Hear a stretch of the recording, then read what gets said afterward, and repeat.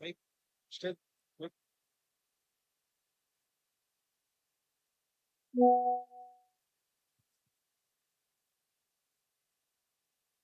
Sir, ನೀವ್ ನನ್ನ video ತೆಗೆಯೋದಲ್ಲ, ಅವ್ರು ಮಾತಾಡ್ಲಿ ಬಿಡಿ, ಪರವಾಗಿಲ್ಲ ಬಂದ್ಬಿಡಿ. ಪರವಾಗಿಲ್ಲ ಬಂದ್ಬಿಡಿ.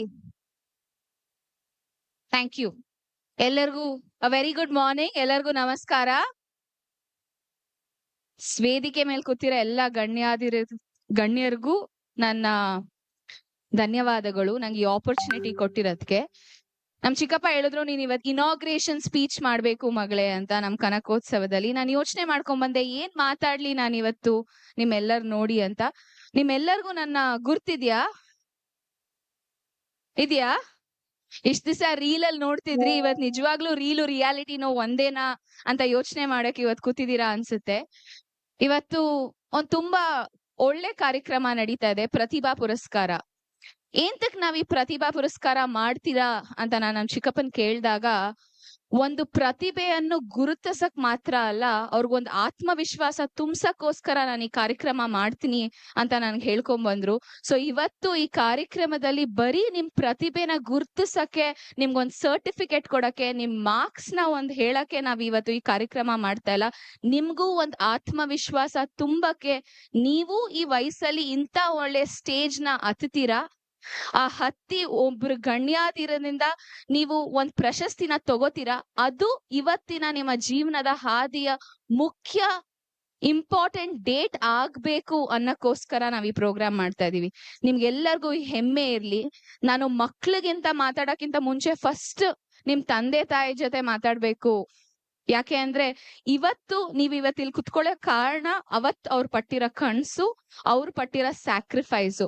ಸೊ ಇವತ್ ನಿಮ್ಗೆ ಎಷ್ಟು ಪ್ರತಿಭೆ ಇದೆಯೋ ಇವತ್ತು ನಿಮ್ಮ ಅಪ್ಪ ಅಮ್ಮಂದಿರ್ಗೂ ಅಷ್ಟೇ ಇವತ್ತು ಆ ಕಂಗ್ರ್ಯಾಚುಲೇಷನ್ಸ್ ಹೋಗ್ಬೇಕು. ಅವ್ರಿಗೊಂದ್ ದೊಡ್ಡ ಚಪ್ಪಾಳೆ ನೀವ್ ತಟ್ಬೇಕು. ಫಸ್ಟ್ ಅವ್ರಿಗೆ ನೀವ್ ಕೃತಜ್ಞತೆ ಹೇಳ್ಬೇಕು ಅಂತ ನಾನು ಹೇಳಕ್ ಇಷ್ಟಪಡ್ತೀನಿ. ಯಾಕಂದ್ರೆ ನನ್ಗಿವತ್ತು ಈ ಸ್ಟೇಜ್ ಸಿಕ್ಕಿದೆ, ನೀವಂದ್ ಇಷ್ಟೊಂದ್ ಜನದ ಮುಂದೆ ಮಾತಾಡ್ತಾ ಇದೀನಿ ಮೈಕಲ್ಲಿ ಅಂತಂದ್ರೆ ನನ್ ತಂದೆ ತಾಯಿ ಅವತ್ ನಾನ್ ಕೊಟ್ಟಿರೋ ವಿದ್ಯೆಯಿಂದ ನಾನ್ ಇವತ್ ನಿಂತಿದ್ದೀನಿ. ಸೊ ನಾನ್ ಇವತ್ ಮಾತಾಡ್ಬೇಕು ಅಂದ್ರೆ ಫಸ್ಟ್ ಅವ್ರಿಗೆ ನಾನು ಕೃತಜ್ಞತೆ ತಳ್ಸಿ ಆಮೇಲೆ ನಾನ್ ಮುಂದಕ್ಕೆ ಹೋಗ್ಬೇಕು ಅಂತ ನಾನು ಯಾವಾಗ್ಲೂ ಇಷ್ಟಪಡ್ತೀನಿ. ಯಾಕೆ ಅಂದ್ರೆ ಅವರು ಅವತ್ತು ಕಷ್ಟಪಟ್ಟು ಹೊಲಕ್ ಹೋಗಿ ನಿಮ್ನ ಸ್ಕೂಲ್ಗ್ ಸೇರ್ಸ್ಲಿಲ್ಲ ಅಂದ್ರೆ ನೀವ್ ಇವತ್ತು ಈ 60-70% ಓದಿ ನೀವ್ ಇಲ್ಲಿ ಕುತ್ಕೊಳಕ್ ಆಗ್ತಿರ್ಲಿಲ್ಲ.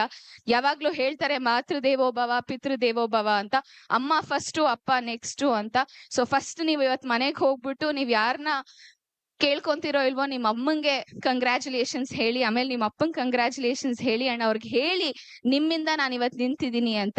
ಇವತ್ ಪ್ರತಿಭಾ ಪುರಸ್ಕಾರದಲ್ಲಿ ನೀವ್ ಏನ್ ಮಾಡ್ಬೇಕು ಅಂತಂದ್ರೆ, ನೀವು ನಿಮ್ಮ ಅಪ್ಪ ಅಮ್ಮಂದಿರ್ಗೋಸ್ಕರ ಹೆಮ್ಮೆ ಆಗಿ ನಿಲ್ಬೇಕು, ನಿಮ್ ಮನೆಯವ್ರಿಗೆ ಹೆಮ್ಮೆ ಆಗಿ ನಿಲ್ಬೇಕು, ನಿಮ್ ಊರ್ಗೆ ಇವತ್ತು ಹೆಮ್ಮೆ ಆಗಿ ನಿಲ್ಬೇಕು. ಇರ್ತೀರಾ? ಓಕೆ. ನಾವ್ ಅಪ್ಪ ಯಾವಾಗ್ಲೂ ಒಂದ್ ಮಾತು ಹೇಳ್ತಿರ್ತಾರೆ, ಮಗಳೇ ದೇವ್ರು ವರನು ಕೊಡಲ್ವಂತೆ, ಶಾಪನು ಕೊಡಲ್ವಂತೆ, ಅವಕಾಶ ಮಾತ್ರ ಕೊಡ್ತಾನೆ ಅಂತ. ಇವತ್ತು ನಿಮ್ಗೆ ಇದೊಂದ್ ಸಿಕ್ಕಿರೋ ಅವಕಾಶ, ಅದನ್ನ ಕರೆಕ್ಟ್ ಆಗಿ ಉಪಯೋಗಿಸ್ಕೊಳ್ಳಿ ಅಂತ ಹೇಳಕ್ಕೋಸ್ಕರ ನಾನು ಇವತ್ತು ಇಲ್ಲಿ ಬಂದಿದ್ದೀನಿ. ಯಾಕೆ ಈ ಮಾತು ಹೇಳ್ತಾ ಇದ್ದೀನಿ ಅಂತಂದ್ರೆ, ಇವತ್ತು ನಮ್ ಭಾರತ, ನಮ್ ದೇಶ ತುಂಬಾ ಮುಂದಕ್ ಹೋಗ್ತಾ ಇದೆ ಅಂತ ತುಂಬಾ ಜನ ಹೇಳ್ತಾರೆ. ಹೌದೋ ಇಲ್ವೋ? ಒಬ್ಬೊಬ್ರು ಕನ್ಸು ಅಂತ ತಿಳ್ಕೊತಾರೆ, ಒಬ್ರು ನಿಜವಾಗ್ಲೂ ಆಗತ್ತಾ ಹೆಂಗೆ ಅಂತ ಯೋಚನೆ ಮಾಡ್ತಾರೆ. ಬಟ್ ನೀವೆಲ್ಲ ಮಕ್ಳು ಯೋಚನೆ ಮಾಡ್ಬೇಕು, ಅಮೆರಿಕ ಯಾವಾಗ ಬೆಳ್ದಿದ್ದು ಅಂದ್ರೆ ಅಲ್ಲಿರೋ ಯುವಕರು ಅಲ್ಲಿಂದ ಹೆಚ್ಚಾಗಿದ್ದಾಗ. ಚೈನಾ ಯಾವಾಗ ಬೆಳೀತು ಅಂತಂದ್ರೆ ಅಲ್ಲಿರೋ ಯುವಕರು ಜಾಸ್ತಿ ಪಾಪ್ಯುಲೇಷನ್ ಅಲ್ಲಿ ಇದ್ದಾಗ. ಜಪಾನ್ ಯಾವಾಗ ಬೆಳೀತು ಅಂತಂದ್ರೆ ಅಲ್ಲಿರೋ ಹೈಯೆಸ್ಟ್ ನಂಬರ್ ಆಫ್ ಪಾಪ್ಯುಲೇಷನ್ ಯುವಕರಾಗಿದ್ದಾಗ. ಇವತ್ತು ದೇಶಾದಂತ ಜಗತ್ಯಾದಂತ ಯಾರಾದ್ರೂ ಯೂತ್ ಪಾಪ್ಯುಲೇಷನ್ ಜಾಸ್ತಿ ಇದಾರೆ ಅಂತಂದ್ರೆ ಅದು ನಮ್ ಇಂಡಿಯಾ, ನಮ್ ಭಾರತ ಅಂತ ನೀವ್ ಮರಿಬಾರ್ದು. ಅಂಡ್ ಯಾರು ಅದನ್ನ ಉದ್ಧಾರ ಮಾಡ್ತಾರೆ ಅಂದ್ರೆ ನೀವ್ ಯುವಕರು ಅಂತ ನೀವ್ ಮರಿಬಾರ್ದು. ಸೊ ಎಂತಕ್ಕೆ ಯಂಗ್ ಅಂತ ಕರೀತಾರೆ, ನಾವ್ ಯಂಗ್ ಮಾಡ್ಲಿಲ್ಲ ಅಂದ್ರೆ ಇನ್ ಯಾರು ಮಾಡ್ತಾರೆ ಅಂತ ನೀವ್ ಯೋಚನೆ ಮಾಡ್ಬೇಕು. ಅಂಡ್ ಇವತ್ತಿನ ಸಿಚುವೇಶನ್ ಹೆಂಗಿದೆ ಅಂತಂದ್ರೆ ಎಲ್ಲಾನು ಟೆಕ್ನಾಲಜಿ ಅಂಡ್ ಟ್ರಾನ್ಸಾಕ್ಷನ್ ಆಗೋಗಿದೆ. ಹೌದೋ ಇಲ್ವೋ? ಅಂಡ್ ನಾನು ಒಂದ್ ವಿದ್ಯಾಸಂಸ್ಥೆ ನಡೆಸ್ತೀನಿ, ಬರೀ ಬೆಂಗಳೂರಲ್ಲ ಕನಕ್ಪುರದಲ್ಲೂ 2 ಸಂಸ್ಥೆ ನಡೆಸ್ತೀನಿ. ನಾನು ನಿನ್ನೆ ಎಲ್ಲಾ ಕಡೆ ಎಕ್ಸಿಬಿಷನ್ ನಡೀತಾ ಇದೆಯಲ್ಲ, ಸೈನ್ಸ್ ಎಕ್ಸಿಬಿಷನ್, ಅಲ್ಲಿ ಹೋದಾಗ ಎಷ್ಟೊಂದ್ ಜನ ಮಕ್ಳ ಜೊತೆ ಮಾತಾಡಿದಾಗ ಇವತ್ತಿನ ಎಜುಕೇಶನ್ ಹೆಂಗ್ ಆಗೋಗಿದೆ ಅಂತಂದ್ರೆ ನಾವ್ ಯಾವ ತರ ಉತ್ತರ ಕೊಡ್ತೀವಿ ಅನ್ನೋದ್ ಮುಖ್ಯ ಆಗಿಲ್ಲ, ನಾವ್ ಯಾವ ತರ ಪ್ರಶ್ನೆ ಕೇಳ್ತೀವಿ ಅನ್ನೋದ್ ತುಂಬಾ ಮುಖ್ಯ ಆಗಿದೆ. ನೀವ್ ಕರೆಕ್ಟ್ ಆಗಿರೋ ಪ್ರಶ್ನೆ ಕೇಳಿದ್ರೆ ನಿಮ್ಗೆ ಆ ತರ ಉತ್ತರ ಸಿಗುತ್ತೆ. ಹೌದೋ ಇಲ್ವೋ? ಇವತ್ AI ಜನರೇಷನ್ ಅಲ್ಲಿ ನೀವು ನಿಮಗ್ ಪ್ರಶ್ನೆ ಮಾಡ್ಕೊಳ್ಳಿಲ್ಲ ಅಂದ್ರೆ, ನೀವು ನಿಮ್ ಸೊಸೈಟಿಗ್ ಪ್ರಶ್ನೆ ಮಾಡ್ಲಿಲ್ಲ ಅಂದ್ರೆ, ನೀವು ನಿಮ್ ಶಿಕ್ಷಕರಿಗೆ ಕರೆಕ್ಟ್ ಆಗಿರೋ ಕ್ವಶನ್ ಕೇಳಿಲ್ಲ ಅಂದ್ರೆ ನಿಮ್ಗೆ ಉತ್ತರ ಸಿಗಲ್ಲ. ಸೊ ಪ್ರಶ್ನೆ ಮಾಡೋದು ಉತ್ತರ ಕೊಡೋದ್ಕಿಂತ ತುಂಬಾ ಮುಖ್ಯ ಆಗಿದೆ ಇವತ್ತು ಅಂತ ನಾನು ಹೇಳಕ್ ಇಷ್ಟಪಡ್ತೀನಿ. ಸೊ ಒಳ್ಳೆ ಪ್ರಶ್ನೆಗಳನ್ನ ಕೇಳಿ. And education is not about marks or degrees. ನಾನಿವತ್ತು ಒಂದ್ ಡಿಗ್ರಿ ತಗೊಂಡೆ ಅಂತ ನಾನು ಇಲ್ಲಿ ಮುಂದೆ ನಿಂತಿಲ್ಲ, ಅವ್ರ ಒಳ್ಳೆ ಮಾರ್ಕ್ಸ್ ತಗೊಂಡಾಗಿದ್ದೀನಿ ಅಂತ ನಿಮ್ ಮುಂದೆ ನಿಂತಿಲ್ಲ. Education is about having the clarity of thought. ನಮಗೆ ಗೊತ್ತಿರೋದನ್ನ ನಾವ್ ಎಷ್ಟ್ ಚೆನ್ನಾಗಿ ಇನ್ನೊಬ್ರಿಗೆ ಹೇಳ್ಬೋದು ಸಿಂಪಲ್ ಆಗಿ ಅನ್ನೋದು ತುಂಬಾ ಮುಖ್ಯ ಆಗತ್ತೆ. That is education. ಹೌದೋ ಇಲ್ವೋ? ನಿಮ್ನ ಏನ್ ಪ್ರಶ್ನೆ ಮಾಡ್ತೀವಿ ಅಂತಂದ್ರೆ what is the clarity of the thought is the first round of education. Second education ಏನು ಅಂದ್ರೆ ನಮ್ಗೊಂದ್ ಕಾನ್ಫಿಡೆನ್ಸ್ ಇರ್ಬೇಕು. Confidence to voice out our feelings. ನಾನು ಯಾವಾಗ್ಲೂ ಹೇಳ್ತಿರ್ತೀನಿ, ಆತ್ಮವಿಶ್ವಾಸ ಅವ್ರ ಕಾನ್ಫಿಡೆನ್ಸ್ ನಮಗ್ ನಾವು ಕೊಡ್ಕೊಳ್ಳೋದಲ್ಲ, ಬೇರೆಯವ್ರು ನಮಗ್ ಕೊಡೋದು ಅಂತ. ಯಾಕೆಂದ್ರೆ ಒಬ್ರು ನೀವೇನಾದ್ರೂ ಒಂದ್ ಕೆಲ್ಸ ಮಾಡಿ ನೀನ್ ಚೆನ್ನಾಗ್ ಮಾಡ್ದೆ ಅಂತ ಹೇಳಿದ್ರೆ ನಿನ್ ಕಾನ್ಫಿಡೆನ್ಸ್ ಜಾಸ್ತಿ ಆಗುತ್ತೆ. ಹೌದೋ ಇಲ್ವೋ? ನಾವಗೆ ನಮ್ ಒಂದ್ ಮಿರರ್ ಮುಂದೆ ನಿಂತ್ಕೊಂಡು ನಾವ್ ಹಿಂಗ್ ಕಾನ್ಫಿಡೆಂಟ್ ಆಗಿದೀವಿ ಅಂತ ಹೇಳೋದ್ಕಿಂತ ನಾಳೆ ದಿವಸ ಒಬ್ರು ನಮ್ನ ಬೆನ್ ತಟ್ಬಿಟ್ಟು ನೀವ್ ಇದನ್ನ ಒಳ್ಳೆ ಕೆಲ್ಸ ಮಾಡಿದೀರಾ ಅಂತಂದ್ರೆ ನಮ್ಗೆ ಆ ಕಾನ್ಫಿಡೆನ್ಸ್ ಹೆಚ್ಚಾಗೋಗುತ್ತೆ. ಸೊ ಒಂದ್ ಎಜುಕೇಟ್ ಆಗಿದೀವಿ ಅಂತಂದ್ರೆ ನಮ್ಗ್ ಗೊತ್ತಿರೋದು ಒಳ್ಳೇದಾಗಿದೆ, ನಾವ್ ಇನ್ನೊಬ್ರಿಗೆ ಹೇಳ್ಬೋದು. ಅದಕ್ಕೆ ಅದರಿಂದ ಎಜುಕೇಶನ್ ಅಂತ ಹೇಳಕ್ ಇಷ್ಟಪಡ್ತೀನಿ. ಅಂಡ್ ಕೊನೆಯದಾಗಿ ಏನ್ ಮುಖ್ಯ ಅಂದ್ರೆ ನಮಗೆ ಕರೇಜ್ ಇರ್ಬೇಕು, ಒಂದ್ ಧೈರ್ಯ ಅನ್ನೋದಿರ್ಬೇಕು. ಏನಾದ್ರೂ ಒಂದ್ ಫೇಸ್ ಮಾಡಿ ಯಾರ್ ಏನ್ ಹೇಳ್ಕೊತಾರೋ ಇಲ್ವೋ ಅಪ್ಪ, ನಾವ್ ಅದನ್ನ ಮುಂದಕ್ಕೆ ಹೇಳ್ಬೋದು ಅಂತ ಹೇಳಕ್ ಇಷ್ಟ ಇರ್ಬೋದು. ಸೊ ನೀವ್ ಎಲ್ಲ ವಿದ್ಯಾರ್ಥಿಗಳು ಇವತ್ತು ಯೋಚನೆ ಮಾಡ್ಬಾರ್ದು, ಅಯ್ಯೋ ನಾವ್ ಬೆಂಗ್ಳೂರಲ್ಲಿಲ್ಲ, ಅಯ್ಯೋ ನಾವು ಒಂದ್ ಸಿಟಿಲಿಲ್ಲ, ನಾವ್ ಕನಕ್ಪುರದಲ್ಲಿ ಇದೀವಿ ಅಂತ. ಎಲ್ಲಿದೀವೋ ಇಲ್ವೋ ನಮಗ್ ಗೊತ್ತಿರೋ ವಿಷಯನ ನಾವ್ ಕ್ಲಾರಿಟಿಯಾಗಿ ಇನ್ನೊಬ್ರಿಗೆ ಹೇಳ್ಕೊಂಡು ನಮಗ್ ನಾವು ಕಾನ್ಫಿಡೆನ್ಸ್ ಕೊಡ್ಕೊಂಡು ಅಂಡ್ ನಮಗೆ ಕರೇಜ್ ಇಡ್ಕೊಂಡು ನಾವ್ ಒಂದ್ ಚೇಂಜ್ ನ ಕ್ರಿಯೇಟ್ ಮಾಡ್ಬೇಕು ಅಂತಂದ್ರೆ ದ್ಯಾಟ್ ಇಸ್ ರಿಯಲ್ ಎಜುಕೇಶನ್. ಆ ವಿದ್ಯೆನ ಕಲ್ತ್ಕೊಳ್ಳಿ ನೀವು ಇವತ್ತು ಅಂತ ನಾನು ನಿಮ್ಗೆ ಹೇಳಕ್ ಇಷ್ಟಪಡ್ತೀನಿ.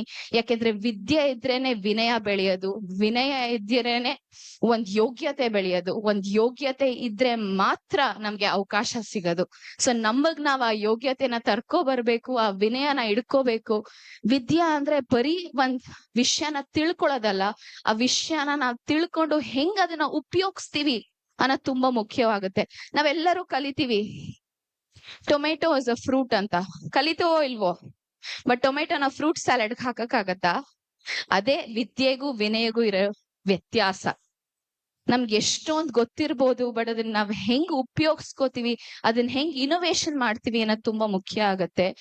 ಅಂಡ್ ಇವಾಗ ಇನೋವೇಷನ್ ಬಗ್ಗೆ ಮಾತಾಡ್ದೆ ನಾನು. ಎಷ್ಟೊಂದ್ ಜನ ನೀವು ವಿದ್ಯಾರ್ಥಿಗಳು ಅನ್ಕೊಂತೀರಾ ಇನೋವೇಷನ್ ಅಂದ್ರೆ ಏನೋ ಒಂದ್ ಸಾಧಿಸ್ಬಿಡೋದು, ಒಂದ್ ಸ್ಟಾರ್ಟ್ಅಪ್ ಮಾಡ್ಬಿಡೋದು ಅಂತ. ಇನೋವೇಷನ್ ಅಂದ್ರೆ ಏನ್ ಗೊತ್ತಾ? ನಿಮಗ್ ಗೊತ್ತಿರೋದ್ನ ವಿದ್ಯೆನ ಉಪಯೋಗಿಸ್ಕೊಂಡು 4 ಜನಕ್ ನಾವ್ ಹೆಂಗ್ ಹೆಲ್ಪ್ ಮಾಡ್ತೀವಲ್ಲ, that is innovation. And non ಹೇಳಕ್ ಇಷ್ಟಪಡ್ತೀನಿ ದಟ್ ನಿಮ್ಗೆ ಆ ಆಪರ್ಚುನಿಟಿ ಜಾಸ್ತಿ ಇದೆ. ನೀವ್ ಅಕ್ಕಪಕ್ಕ ನೋಡ್ದಾಗ ನೀವೇನ್ ನೋಡ್ತೀರಾ? ನೀವ್ ನೀರಿನ ಸಮಸ್ಯೆ ನೋಡ್ತೀರಾ, ಊಟದ ಸಮಸ್ಯೆ ನೋಡ್ತೀರಾ, ರಸ್ತೆ ಸಮಸ್ಯೆ ನೋಡ್ತೀರಾ. ಹೌದೋ ಇಲ್ವೋ? ನೀವ್ ನೋಡ್ತಿರೋ ಸಮಸ್ಯೆ ದೇಶದ ಸಮಸ್ಯೆ, ಅದೇ ಸಿಟಿ ಅವ್ರು ನೋಡ್ತಿರೋ ಸಮಸ್ಯೆ ಬರೀ ಅವ್ರಿಗಾಗ ಸಮಸ್ಯೆ ಮಾತ್ರ. ಸೊ ನೀವ್ ಆ ಸಮಸ್ಯೆನ ಕರೆಕ್ಟ್ ಆಗಿ ರಿಸಾಲ್ವ್ ಮಾಡಿದ್ರೆ ನೀವ್ ದೇಶನೇ ಉದ್ಧಾರ ಮಾಡೋ ಅವಕಾಶ ನಿಮ್ಮಲ್ಲಿ ಇದೆ ಅಂತ ನೀವ್ ಮರಿಬಾರ್ದು. ನೀವ್ ಅದನ್ನ ನೆನ್ಪಲ್ಲಿ ಇಡ್ಕೊಂಡ್ಬೇಕು ವಿದ್ಯಾರ್ಥಿಗಳು ಅಂತ ಹೇಳಕ್ ಇಷ್ಟಪಡ್ತೀನಿ. ಯಾಕೆಂದ್ರೆ ನೀವ್ ನಾಳೆ ದಿವಸ ಒಂದ್ ಅಗ್ರಿಕಲ್ಚರ್ನ ಇವತ್ತು ಬೆಳೆ 10% ಬರ್ತಾ ಇದೆ, ನಾನ್ ಹೆಂಗ್ ಅದನ್ನ 90% ತಗೋಬರ್ತೀನಿ ಅಂತ ನೀವೇನಾದ್ರೂ ಒಂದ್ ಕಂಡಿಡಿದ್ರೆ ನಿಮ್ಗಿಂತ ದೊಡ್ಡ ಹೀರೋಯಿನ್ ಯಾರು ಅಲ್ಲ ಅಂತ ನೀವ್ ನೆನ್ಪಿಡ್ಕೋಬೇಕು. ನೀವ್ ಅದಕ್ಕೆ ಯೋಚನೆ ಮಾಡ್ಬೇಕು ಇವತ್ತಿಂದ ಅಂತ ನಾನ್ ಇವತ್ ನಿಮ್ಗೆ ಹೇಳ್ಬೇಕು ಅಂತಾನೆ ಬಂದಿದ್ದೀನಿ. ಮತ್ತೆ ಲೈಫ್ ಅಲ್ಲಿ ಎಲ್ಲರೂ ನನ್ನ ಕೇಳ್ತಾರೆ, ಐಶ್ವರ್ಯ ನಿಮ್ ಅಪ್ಪ ಚೆನ್ನಾಗ್ ಮಾತಾಡ್ತಾರೆ ಅಂತ ನೀನು ಚೆನ್ನಾಗ್ ಮಾತಾಡ್ತೀಯ ಅನ್ಸುತ್ತೆ, ಎಲ್ಲ ಜೆನೆಟಿಕ್ ಆಗಿರ್ಬೋದು ಅಂತ. ಜೆನೆಟಿಕ್ ಆಗಿದ್ರು ನಾನ್ ಪ್ರಯತ್ನ ಪಡ್ಕೊಂಡು ಯೋಚನೆ ಮಾಡ್ದೆ ಮೈಕ್ ಹಿಡ್ದಿರೋರ್ ತಾನೇ ನಾನ್ ಇವತ್ ನಿಮ್ ಮುಂದೆ ನಿಂತಿರೋದು. ಹಂಗೆ ಪ್ರೆಷರ್ ಇಸ್ ಪ್ರಿವಿಲೇಜ್. ನಿಮ್ಗೊಂದ್ ಪ್ರೆಷರ್ ಹಾಕ್ತಾ ಇದಾರೆ ಜನ ಅಂತಂದ್ರೆ ಅದ್ ನಿಮ್ ಪ್ರಿವಿಲೇಜ್ ಅಂತ ನೀವ್ ಯೋಚನೆ ಮಾಡ್ಬೇಕು. ಯಾಕಂದ್ರೆ ಪ್ರೆಷರ್ ಇಲ್ಲ ಅಂದ್ರೆ ನಾವ್ ಮುಂದಕ್ಕೆ ಎಕ್ಸ್ಟ್ರಾ ಮಾಡ್ಬೇಕು ಅಂತಾನು ನಮ್ಗೆ ಯೋಚನೆ ಬರಲ್ಲ. ಜನ ನನ್ಗೆ ಮಾತಾಡ್ದು ಡಿ ಕೆ ಶಿವಕುಮಾರ್ ಮಗಳು ಏನ್ ಮಾಡ್ತಾಳೆ ಅಂತ ದಿಸ ಅಂದಿದ್ಕೆ ನಾನು ಏನಾದ್ರೂ ಮಾಡ್ಬೋದು ಅಂತ ನನ್ ಆತ್ಮಕ್ ಬಂದ್ಬಿಟ್ಟು ಇವತ್ ನಾನ್ ನಿಮ್ ಜೊತೆ ಮುಂದೆ ಮಾತಾಡ್ತಾ ಇದ್ದೀನಿ. ಸೊ ಪ್ರೆಷರ್ ನ ತಿಳ್ಕೊಳ್ಳಿ, ಅನುಭವಿಸಿ, ಕರೆಕ್ಟ್ ಆಗಿ ಉಪಯೋಗಿಸಿ ಅಂತ ನಾನು ನಿಮ್ಗೆ ಹೇಳಕ್ ಇಷ್ಟ ಪಡ್ತೀನಿ. ಅಂಡ್ ಹೆಂಗ್ ಅದನ್ನ ಮಾಡ್ತೀರಾ ಅಂದ್ರೆ 3 ಸಿಂಪಲ್ ರೂಲ್. ಫಸ್ಟ್, ಏನಾದ್ರೂ ಸ್ಟಾರ್ಟ್ ಮಾಡಿದ್ರೆ ಅದನ್ನ ಮುಗಿಸ್ಬೇಕು. ಅರ್ಧಂಬರ್ಧ ಬಿಡ್ಬಾರ್ದು. ಒಂದ್ ಬುಕ್ ಸ್ಟಾರ್ಟ್ ಮಾಡ್ತೀರಾ ಓದಕ್ಕೆ, ಇವತ್ ಎದೋಳ್ತೀರಾ, ಆ ಬುಕ್ ನ ಮುಗಿಸ್ಬೇಕು. That is will power. Second, ನೀವ್ ಏನ್ ಮಾಡ್ತೀರಾ ಅದನ್ನ ಹೆಂಗ್ ಇನ್ನ ಸ್ವಲ್ಪ ಚೆನ್ನಾಗ್ ಮಾಡೋದು ಅಂತ ಯೋಚನೆ ಮಾಡ್ಬೇಕು. ಮೂರನೇದು, ನಾನ್ ಇದನ್ ಮಾಡ್ತಾ ಇದ್ದೀನಿ ಅಂತಂದ್ರೆ ಇದಕ್ಕಿಂತ ಹೆಚ್ಚಾಗಿ ಏನ್ ಮಾಡ್ಬೋದು ಅಂತ ಆಲೋಚನೆ ಮಾಡೋದು. ಹೌದೋ ಇಲ್ವೋ? ಇವಾಗ ನೀವೆಲ್ಲ ಕಲ್ತಿರ್ತೀರಾ, ನಿಮ್ಮ ಅಪ್ಪ ಅಮ್ಮ ಎದೋಳ್ತೀರಾ, ಬೆಡ್ನ ಎದೋಳೋದೇ ಒಂದ್ ಕೆಲ್ಸನಾ? ಮಲ್ಕೊಂಡಾದ್ಮೇಲೆ ಎದ್ದಿ ಆ ಬೆಡ್ನು ಸರಿ ಮಾಡಿ ಮುಗ್ಸತ್ ತಾನೆ ಫಿನಿಶಿಂಗ್ ದ ಜಾಬ್ ಅನ್ನೋದು.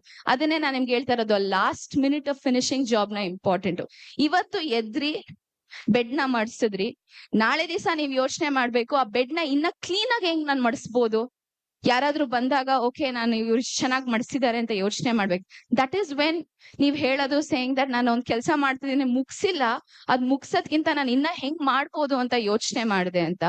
ಮೂರನೇದು, ಬರೀ ಬೆಡ್ ಹಾಕೋದಲ್ಲ, ನಿಮ್ ಅಪ್ಪ ಅಮ್ಮನ ಹತ್ರ ಕ್ಲೀನ್ ಆಗಿ ಐರನ್ ಮಾಡ್ಬಿಟ್ಟು ರಗ್ನು ನೀಟಾಗಿ ಮಡ್ಸಿದಾಗ ಓಕೆ ನಾನ್ ಬರೀ ಮಡ್ಚ್ಬೋದು ಅನ್ಕೊಂಡಿದೆ, ಬಟ್ ರಗ್ನು ನೀಟಾಗಿ ಹಾಕ್ಬೋದು ಅಂತ ಯೋಚನೆ ಮಾಡ್ತಿಲ್ಲ.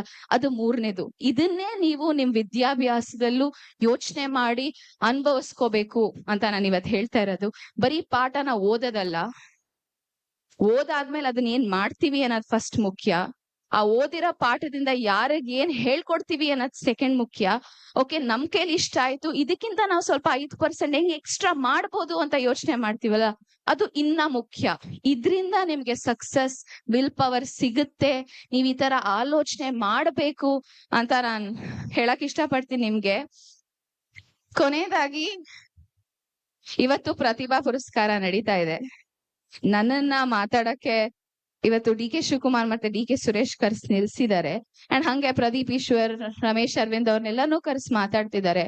ಬಟ್ ಈ ಪ್ರತಿಭಾ ಪುರಸ್ಕಾರಕ್ಕೆ ಒಂದ್ ಅರ್ಥ, ಒಂದು ಯೋಜನೆ ಯಾವಾಗ ಬರೋದು ಅಂತಂದ್ರೆ, ನೀವ್ ಕೂತಿದಿರಲ್ಲ ಇಷ್ಟ ಜನ ವಿದ್ಯಾರ್ಥಿಗಳು, ಹೆಮ್ಮೆಯಿಂದ ಡಿ ಕೆ ಸುರೇಶ್ ಹೇಳಿದ್ರಲ್ಲ 7,000 ಜನ ಮಕ್ಳಿಗೆ ನಾನು ಇವತ್ ಪ್ರತಿಭಾ ಪುರಸ್ಕಾರ ಕೊಡ್ತಾ ಇದ್ದೀನಿ. ನಿಮ್ಮಲ್ಲೊಬ್ರು ಆ ಚೇರ್ ಅಲ್ಲಿ ಕುತ್ಕೊಂಡು ಗೆಸ್ಟ್ ಆಗಿ ಬಂದು ನಿಮಗ್ ಮೋಟಿವೇಟ್ ಮಾಡ್ತಿರಲ್ಲ, ಅವತ್ತು ಈ ಪ್ರತಿಭಾ ಪುರಸ್ಕಾರಕ್ಕೆ ಒಂದು ಹೆಮ್ಮೆ, ಒಂದು ಯೋಗ್ಯತೆ, ಒಂದು ಗೌರವ ಅಂತ ಹೇಳ್ತಾ, ನೀವು ಆ ಯೋಚನೆ ಮಾಡ್ಬೇಕು. ಸಿಕ್ಕಿರೋ ಅವಕಾಶನ ತಗೊಂಡು ಉಪಯೋಗಿಸ್ಕೋಬೇಕು. ಇವತ್ತು D K Shivakumar, D K Suresh ಒಂದ್ ಬ್ರ್ಯಾಂಡ್ ಆಗಿ ಕನಕ್ಪುರಕ್ ನಿಂತಿದ್ದಾರೆ. ಆ ಬ್ರ್ಯಾಂಡ್ ನ ನೀವ್ ಹೆಂಗ್ ಹೆಚ್ಚಾಗಿ ಯೋಚನೆ ಮಾಡ್ತೀರಾ, ನೀವು ಹೆಂಗ್ ಒಂದ್ ಬ್ರ್ಯಾಂಡ್ ಹಾಕ್ತೀರಾ. ಇವತ್ತು ಒಬ್ರು ಹೋಗ್ತಾ ಇದಾರೆ ಅಂದ್ರೆ ಡಿ ಕೆ ಶಿವಕುಮಾರ್ ಅಂದ್ರೆ ಕನಕ್ಪುರ ಅಂತ ಯೋಚನೆ ಮಾಡ್ತಾರೆ. ಹಂಗೆ ನಿಮ್ಮ ಹೆಸರಲ್ಲೂ ಆ ಬ್ರ್ಯಾಂಡ್ ಇದೆ. ನೀವು ಆ ಊರ್ನವ್ರು, ಈ ಊರಿಗೆ, ಈ ದೇಶಕ್ಕೆ ಹೆಮ್ಮೆ ಹೆಂಗ್ ತರ್ತೀರಾ, ಚೀಫ್ ಗೆಸ್ಟ್ ಆಗಿ ಹೆಂಗ್ ಬರ್ತೀರಾ ಅನ್ನೋದು ನಿಮ್ ಗುರಿ ಆಗಿರ್ಲಿ. ಇವತ್ತು ಬರೀ ಮಾರ್ಕ್ಸ್, ಡಿಗ್ರಿ ಅಲ್ಲ ಅಂತ ಹೇಳ್ತಾ ನಿಮ್ಮೆಲ್ಲರಿಗೂ all the best, wishing you good luck and thank you so much. ನಾನು ಒಂದ್ ದಿವಸ ಅಲ್ಲಿ ಕೂತಿದ್ದೆ, ಇವತ್ತಿಲ್ಲಿ ನಿಂತಿದ್ದೀನಿ. ನೀವು ಇಲ್ಲಿ ನನ್ನ ಸ್ಥಾನದಲ್ಲಿ ನಿಂತ್ಕೋಬಹುದು ಒಂದ್ ದಿವಸ ಅಂತ ಒಂದು ಆಶ್ವಾಸನೆ ಕೊಡ್ತಾ ನಾನು 2 ಮಾತನ್ನ ಮುಗಿಸ್ತಾ ಇದ್ದೀನಿ. Thank you and have a wonderful day. And ನನ್ಗೆ ಈ ಆಪರ್ಚುನಿಟಿ ಕೊಟ್ಟಿರೋ ಎಲ್ಲಾ ಗಣ್ಯರಿಗೆ ನನ್ನ ಧನ್ಯವಾದಗಳು. ನಿಮ್ಮ ಆಶೀರ್ವಾದ ನಮ್ ಕನಕ್ಪುರ್ ಮೇಲೂ ಇರ್ಲಿ, ನಮ್ಮ ಮಕ್ಳ ಮೇಲೂ ಇರ್ಲಿ, ನನ್ ಮೇಲೂ ಇರ್ಲಿ. Thank you.